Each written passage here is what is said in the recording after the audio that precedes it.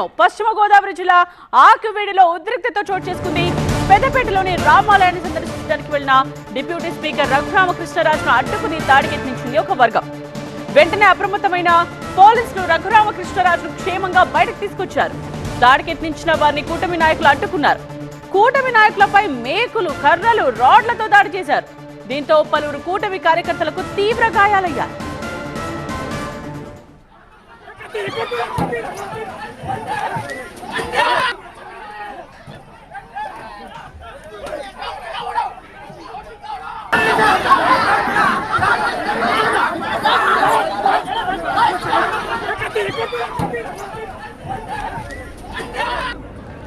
ఆగివేడు పెద్దపేటలో శిథిలమైన రామాలయాన్ని పునర్నిర్మిస్తామని రఘురామకృష్ణరాజు చెప్పారు.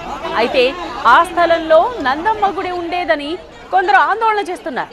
ఈ క్రమంలోనే ఈ గొడవ జరిగింది.